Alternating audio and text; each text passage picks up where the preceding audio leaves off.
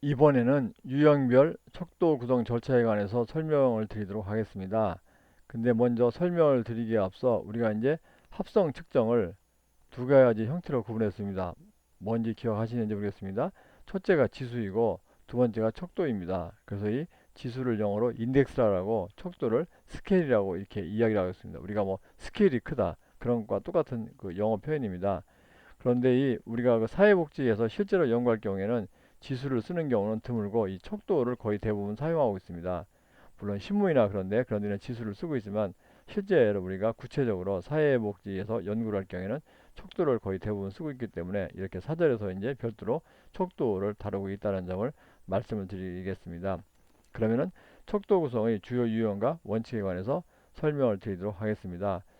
아까도 말씀드린 것처럼 척도는 영어로 스케일입니다. 스케일인데 척도 구성은 거기다 갖다가 ing를 붙인 것입니다. ing를 붙인 것이기 때문에 그냥 보면은 척도를 만드는 법, 그것이 바로 척도 구성이 되겠습니다. 여기는 척도를 구성하는 절차인데 척도를 만드는 법, 척도를 만드는 절차, 그것이 바로 척도 구성이 되겠습니다. 한마디로 말하면 척도 구성은 척도 만들기 이렇게 이제 번역을 해도 된다고 볼 수가 있겠습니다. 그러면 우리가 이 경우에 중요한 것이 과연 척도에는 어떠한 형태의 척도가 있냐, 그것을 이해를 하시는 것이 먼저 중요하다고 볼 수가 있겠습니다. 그러면은 그 주요한 척도로 뭐가 있냐면은 그 리커트 척도가 있고 또 거트만 척도가 있고 소스톤 척도가 있고 의미분화 척도가 있습니다. 그런데 이 리커트나 거트만이나 소스톤이나 전부 다 사람 이름입니다. 이런 척도를 개발한 사람의 이름을 따서 이렇게 척도의 이름을 붙였는데, 그래서 리커트 척도 구성, 이것은 리커트 척도를 만드는 법. 거트만 척도 구성은 거트만 척도를 만드는 법. 소스톤 척도 구성은 소스톤 척도를 만드는 법.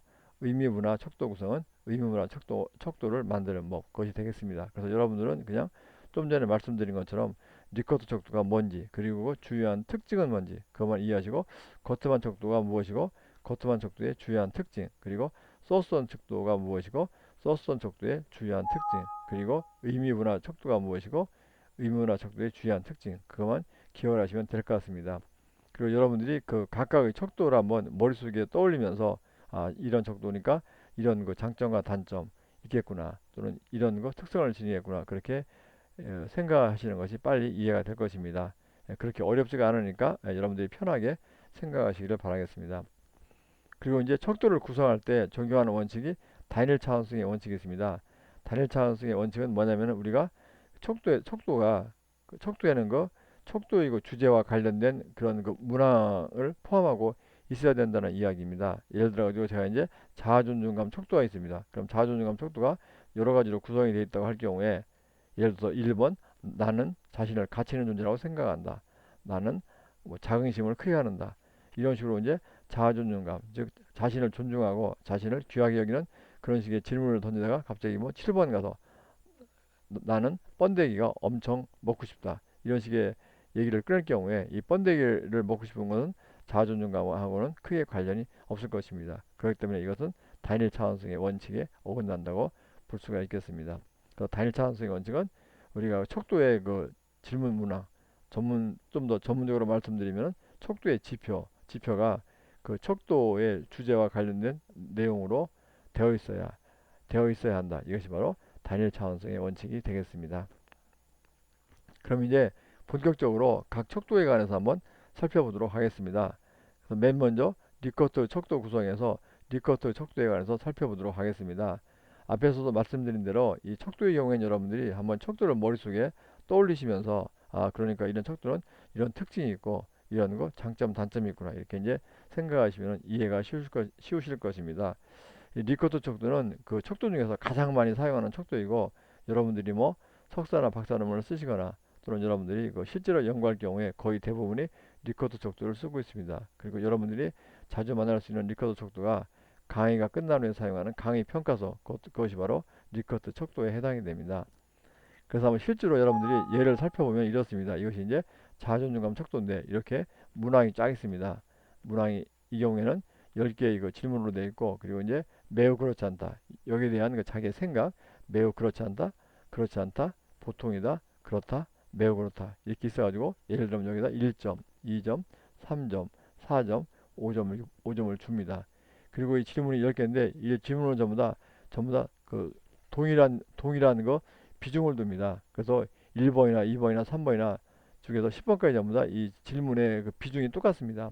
예를 들어서 1번은 뭐 비중을 적게 두고 2번은 비중을 더 크게 두고 그런 것이 아니라 동일한 비중을 둔다는 것입니다. 그러고 나중에 여기 이제 어떤 응답자가 여기에 체크한 거, 그러니까 여기에 그렇지 않다 체크했을 경우에 2점, 보통이다 체크했을 경우에는 3점 해가지고 이렇게 체크한 것을 다 합쳐가지고 점수를 구하는 것입니다. 그래서 여러분들이 강의 평가서도 하나의 이거 그 리커트 척도라는 것을 기억해 두시면 될 것 같습니다. 그래서 한번 그 설명을 읽어보면은 이제, 이제 그 응답자에게 여러 가지 진술 즉 응답자에게 여러 가지 질문들을 제시한 후에 그 응답자가 질문에 동의하는 정도를 나타내도록 되어 있는 것입니다. 즉 이렇게 이제 여러 가지 질문을 던진 다음에 여기에 생각을 이렇게 체크하도록 되어 있는 것이 바로 리커트 척도고 이 점수는 이제 모든 질문 문항에 응답한 점수를 합쳐가지고 구합니다. 즉 여기에 이렇게 이제 응답한 점수를 합쳐가지고 구하는데 이렇기 때문에 이것을 갖다가 총합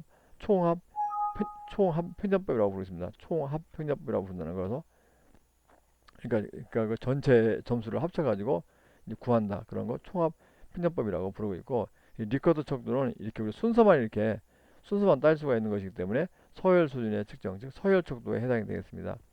그래서 이 리커트 척도의 장점은 굉장히 간단합니다. 간단하고 좀 쉽게 사용할 수가 있다는 그런 장점이 있는데 이 질문 모양들 사이에 간격이 동일하다는 것을 보장할 수가 없다는 것입니다.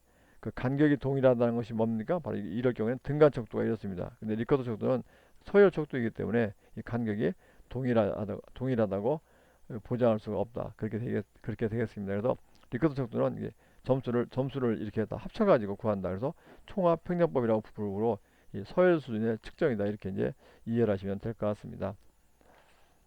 네, 잠깐 쉬었다가 또 하도록 하겠습니다.